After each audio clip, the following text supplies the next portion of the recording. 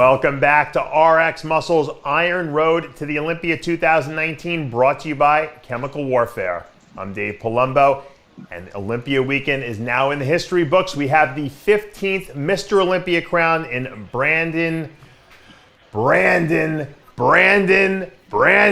That's what we're going to keep hearing over and over, Shawn Ray, for the next couple of, I guess you could say 365 days for that matter. You were there. You were doing the play-by-play live. Talk to us about how good this Olympia was and the rankings of all the Olympias you've been to. Well, let me preface. I'm working mobile satellite on my cell phone. My screen is black. I can't see jack. So if any hiccups, Dave, you got to pick up the slack. It was one of those things like Nate Diaz said when he choked out Conor McGregor. I ain't surprised, motherfuckers. That's the way that Brandon Curry felt. He told me back in March he was going to be Mr. Olympia. He believed it then. You didn't see him show any emotion. He wasn't surprised. He didn't cry. He didn't drop to one knee. He didn't look around and feel pressure. I mean, that was the guy that was calm in the eye of a perfect storm. Things happened for him and fell into place just the way he envisioned it. It's very rare that you see somebody as confident as Brandon Curry is in that moment. I look back over the history of Mr. Olympias, and all those champions show some form of emotion, and Brandon Curry was kind of like, thank you for the check, thank you for the trophy. And yeah, but that's kind of his personality, though, Shawn, isn't it? He's kind of like just the most mellow guy you ever met, right? But Dave, nothing in his life besides the birth of his 4 kids probably rival getting the confirmation of a body of work, a lifetime commitment, such as putting his hands around that 15th Sandow Trophy. Now, it probably means different things to different people, but I know that Brandon represents a branch of people that maybe some of us are disconnected from. I mean, Brandon's very connected to the military. He's very connected to the Middle East, the guys over in Kuwait and the Oxygen Gym. He's got his family that's over in Tennessee. He misses a large portion of those kids growing up and spending time with his family. Yeah. And then he's got another family out in Hawaii on his wife's side. I mean, this guy's totally disjointed, but he's sold out for the sole purposes of trying to win the 15th Olympia. And I would have expected a little bit more emotion out of the guy. Yeah, but you're right. He was very confident in victory, and he probably would have been the same way in defeat. But he knew he was going to win. I love the idea that they got it right. I mean, because this was like wide open. And the surprise in '98 was Ronnie Coleman leapfrogging over everybody, right? Sure. Brandon Curry was not a surprise. He was always a front runner. He was always in there, the same way that Rolly Winkler was. But Rolly Winkler was injured. He limped into the competition. Hadi Chupin was on suspense because he didn't know if he was going to get a visa. William Bonac broke up with his trainer, so we didn't know how that was going to affect his contest preparation. And Cedric McMillan has always been the X factor. I mean, we always were like, if he arrives. And so all of those had a bunch of storylines. But the one thing that Brandon had going for him, going all the way back to his victory at the Arnold Classic and all the way to the guest posing for Jim Mannion back in May, was he was a study of consistency. And he continued to improve, and he didn't fall off. He didn't miss a beat. Let me ask you a question. William Bonac's an interesting case here because he finished second here, and arguably he was better at the Arnold Classic. Now, at the Arnold Classic, Bonac and Curry were basically tied. I mean, it was a coin flip to pick Curry for that win. Bonac was bigger. He was just as hard, fuller, working with Neil Hill. We know he had that meltdown several weeks ago where he called out, Neil for charging him, 40% of his winnings, and he got rid of him. And do you think that was a big mistake? You think he should have paid him, in hindsight, the 40%? Could Bonac have won the Olympia? Absolutely not. Listen, you're only as good as the guys you stand next to, and I think out of all of those champions that William Bonac probably feels the most accomplished because he didn't have to rely on a trainer. He actually found out how good he is without his trainer. And although it didn't lead him to victory, he jumped 2 placements up. It was a solid $150,000 that he doesn't have to give away 20% of, which is what, Dave, $30,000? Yeah. If he had stayed with Neil Hill, it would have been a $30,000 experience for him that he would have to, 1, give up. And number 2, if he does get any kind of sponsorship going forward, he would have had to give up another 20% of that. I am so proud of William Bonac that I could jump out of my skin because I know what it's like to do it all on your own. Yeah. Now, he did have some help with his supporters and his training partners. They probably all stepped it up. Sure. But it didn't cost him anything. Those guys were there to support him. They didn't take any. Listen, when Chris Aceto said he didn't take any of Sean Roden's money, that speaks volumes to Chris Aceto and Sean Roden's relationship over the years. Chris Cormier told me today, I said, did you ever pay Charles Glass when he was training you? And he said, no, Charles never charged me. He used me to acquire other athletes to train along with Flex. So the one person that was dipping into this guy's pocketbook and his livelihood and making it an albatross around his neck was Neil Hill in the pocketbook of William Bonac. William Bonac at this stage doesn't need someone to take 20% of his prize money while he puts in 100% of the work. William Bonac is number 2 bodybuilder in the world on his own, and rightfully so. He may not have been as good as he was in Ohio, but again, you're only as good as the people you stand next to, and you can't win unless you actually show up, and he showed up. Off slightly, but it was still better than what was on the stage against the other guys. Now, I got a couple of people were texting me that they were pissed off. By the way, I want to just congratulate you on doing a very good play-by-play for the Olympia. A couple of people thought you were too negative on the competitors. Like you were too severe on pointing out all their negative points and not pointing out as much of their positive points. Can I address that? Yeah. So I'm hired for my critique. If you want to hire a cheerleader, get somebody in there that's going to tell you how great everybody looks. Look, we know how hard everyone works. We also know, can you see me, Dave? Yeah, sure. You're good. Okay, we know how hard everybody works. We also know how great everybody looks. Yeah. What we want to find out is what's holding them back. I cannot improve by people telling me how good I look. As a competitor, I can only improve based on what someone with wisdom and experience and knowledge has to offer me. Tell me that my triceps are too small for my biceps and my arms. I'll go back to the gym when this show's over and I'll work on that and I'll try to be a better bodybuilder. Tell me I'm holding a film of water. Tell me I'm soft. Tell me I'm narrow. Tell me my quads are too big for my hamstrings. I can go back to the gym with that constructive criticism and work on it. You want to tell me how good I look? Well, hell, I'm in the Mr. Olympia. I know I look good. I qualified by winning competition to get to the Olympia. We're dealing with the best in the world. These guys aren't looking for pats on the back. The families want to hear how great their brother, their husbands, or the king of the gym is.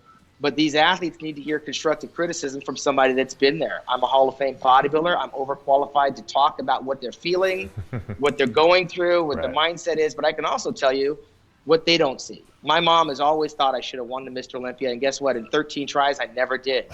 And she never saw a flaw in me. Jay Cutler was quick to point out that his mother also thought he should win Mr. Olympia, even when he lost. But the trained eye is there to point out the reasons why you're not going to win. Sure. The trained eye is there to point out the reasons why you need to go back to the gym and fix what's wrong. Now, in my critique, if you want to go back and watch it, tell me where I was wrong.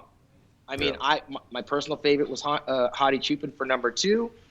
William Bonac sneaked up and got into second place. I'm not a judge, but to my trained eye, I had Hadi Chupin in second place. That's arguable. That's fine. I'm not right 100% of the time. But I can tell you, Brandon Curry deserved to win the competition. I said that Friday night. I stuck to it Saturday night, and he won the competition.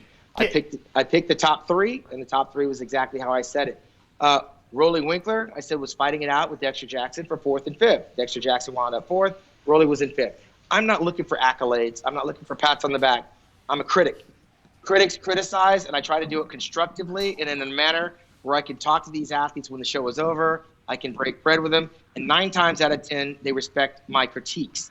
I do not get satisfaction out of telling someone, hey, you're not ready for prime time. But if you're not ready for prime time, I'm not going to tell you that, hey, you should have won or you should have done better. That's not who I am. You know that. But you know these guys will take it personally for at least for another 6 months or so, like because that's the way bodybuilders are. A lot of them just can't take constructive criticism, and so. But you know what? You put yourself in a place to be critiqued, and I'm there as a commentator to break these guys down and build them back up. Do they all have potential? Yes. Will they all be Mr. Olympia? Absolutely not. Do they all have potential and genetics? Absolutely not. Yeah. I'll tell you what, Max Charles deserved to be on that Olympia stage. Steve Kuko deserved to be fighting it out for the top 6. I had Patrick Moore in 6th place.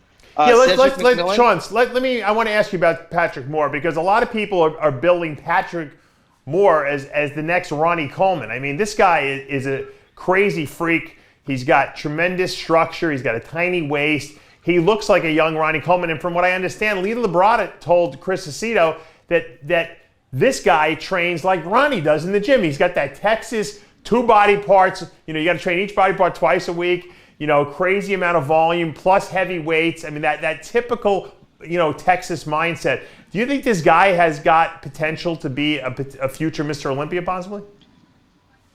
He could, but he's not a Ronnie Coleman. Ronnie Coleman, again, I said he swims in the deep end with the sharks. Just because you have the structure or the frame of a Ronnie Coleman doesn't mean you're going to be able to do the things to be like Ronnie Coleman. Ronnie Coleman was doing things with his physique that none of us could do.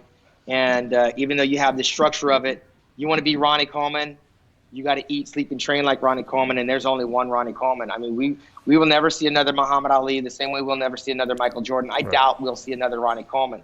He's got Ronnie Coleman-ish potential, but the things that Ronnie did, I don't think anybody on the planet can go that route and sustain that. And this guy's 230 pounds. Ronnie Coleman was 287 in the Olympia. He's over 50 pounds away from even being in the conversation with Ronnie Coleman. However, that being said, there's a lot of pro shows out there Patrick Moore can win. He could probably win the Olympia based on the lineup, but he's going to have to make some significant gains because of his height and also because of the Ronnie Coleman comparison.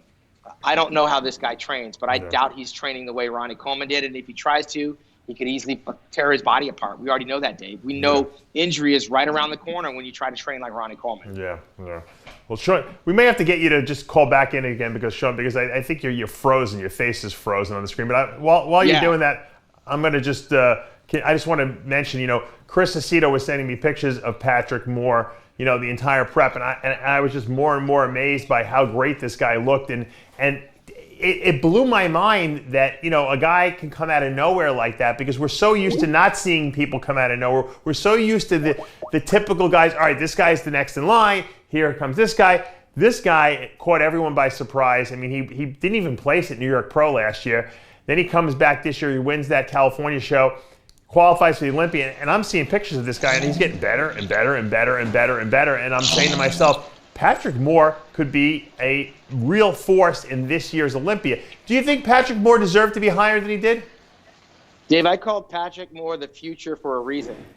His time will come, and based on that lineup, he is the future because Cedric McMillan doesn't have very much more time left on that stage, and there's no one else that really comparably sizes up with Patrick Moore. So he could definitely be the future of this sport if he hangs around enough and has the intuition not to put himself in harm's way.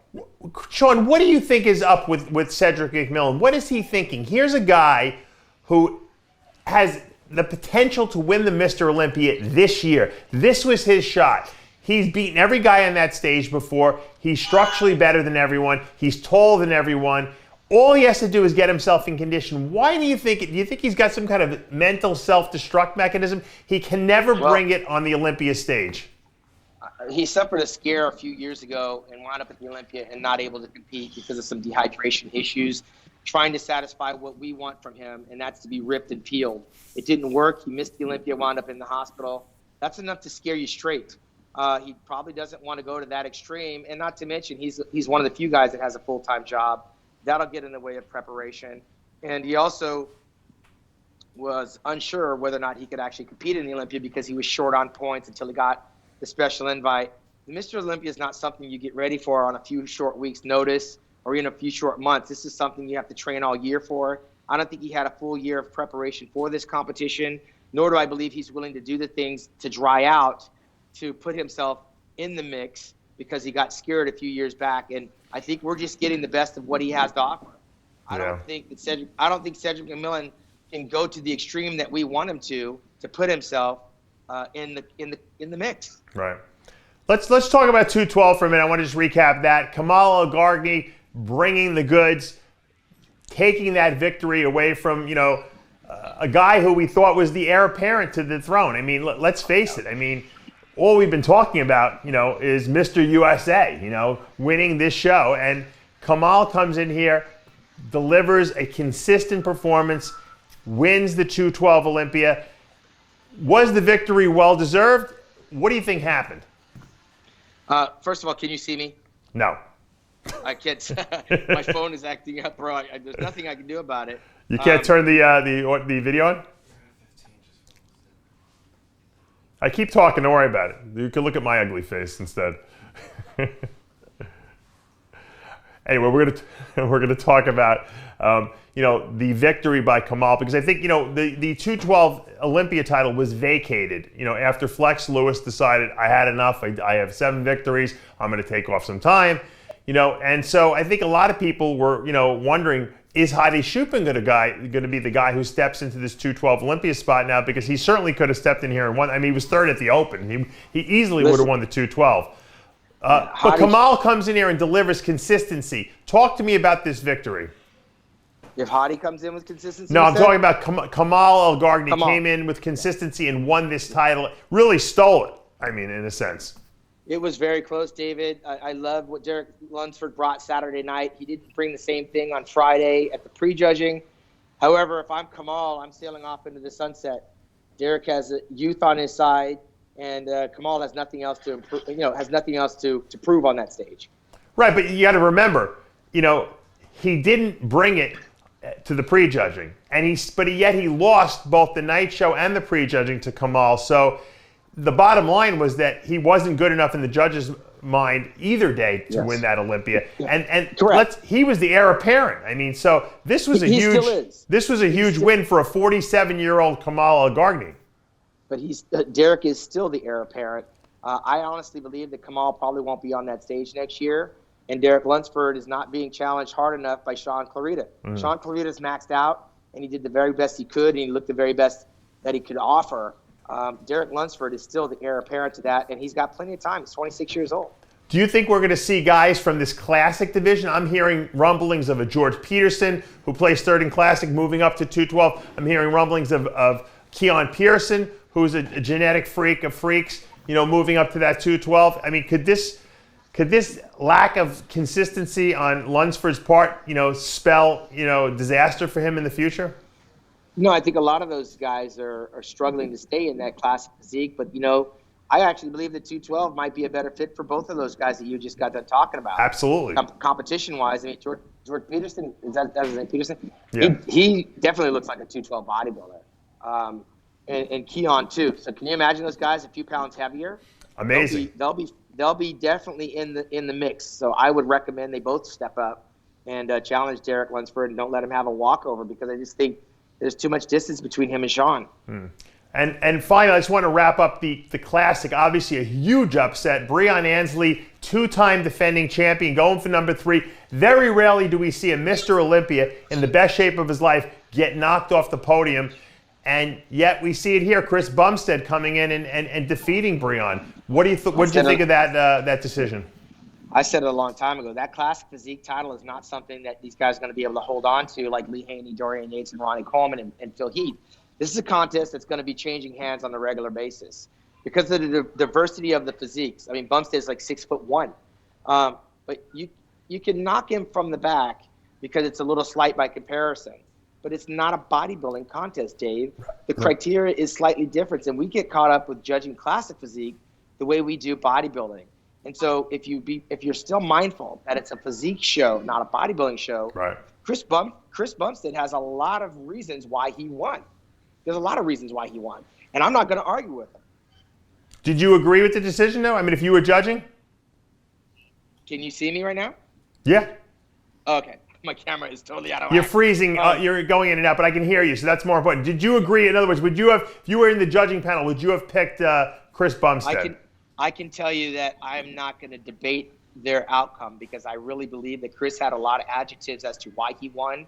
And I also believe that Breon Ansley is not done by a long shot. Breon Ansley didn't get beat. I think that the criteria was such that Chris Bumstead's improvements were a little bit more dramatic than Breon Ansley's. Right. And he brought a different package. And so when you bring a different package that's more favorable to what the judges may be looking for in a physique contest, the guy that we think has it all wrapped up can be thrown a monkey wrench. And Breon has nothing to hold his head back. He'll be back. But the question is Bumstead going to be able to hold on to that title another year? I mean, Bumstead made some improvements for him, but I think that this Classic physique title is going to be changing hands probably on a yearly basis because of the different criteria of which they judge this competition. And Chris Bumstead has a health issue that he's talked about extensively. Yeah. And I don't know how long he's going to have in the sport, but the fact that he won the Olympia title has got to be tremendous validation for what he's gone through. Absolutely. You know what? He doesn't have to prove anything else. When you get that Olympia title, you're done, because now you're trying to hang on and you're actually going to have to do more. And if you have a health issue, it's fruitless, especially when you have someone like Breon breathing down your neck. Yeah. And, you know, we're talking about these two, but, you know, throughout the 2020 season, we could see somebody, you know, come up that we've never seen before, qualify for this contest and blow everybody away. That's a contest, again, that I think is that title can consistently change hands the same way like the bikini. Right. I mean, who saw, you know, Elise Pacini? Is that how you say Elisa Pacini? Yeah, Alicia Pacini, yeah. Woo. I mean, that bikini competition is just as competitive as the classic physique. Yeah, and it's much harder to judge because it's so subjective. But, you know, I think that they got the decision right. Bumstead was not good last year. He was still second. So, but, you know, he came in perfect, in terms of... He was improved this year. Yeah. And if you're asking me why he won, I would say his improvements were more noticeable than Breon Ansley's. Look, I thought he should have won the first year, and then, you know, once Breon kind of was established as the Mr. Olympia, I kind of accepted that look as what the judges were looking for. And then last year, Bumstead was off, and I think he got a gift at second. I thought Peterson could have beaten him last year. And then obviously this year, you know, it was a big changeover, and I think that, you know, Bumstead did bring a much better look, and the judges rewarded it. And of course, it creates excitement, like you said, in the division, because now we have a rematch for next year. Absolutely, and we're probably going to have some new names for next year. Yeah. So Breon has nothing to be ashamed of. Chris has everything to be celebrating, and I'm not going to argue with that decision. Yeah. I watched it from start to finish, and I can see why they would give him the title. Final question before I let you go. I know you're in Starbucks. You're about to eat. Women's bodybuilding, they're bringing it back. The Miss Olympia will be back into the Olympia program next season. What do you think of that decision? I think it's an absolute must. I mean, there is a huge population of people that support the women's bodybuilding movement, obviously led by Jake Wood, who's throwing a lot of money at keeping this Mr. Olympia weekend at a high level. So to include the women bodybuilders, we're going to bring in a population of people that have been disenfranchised for 4 or 5 years. You work closely with a lot of women bodybuilders. You married one.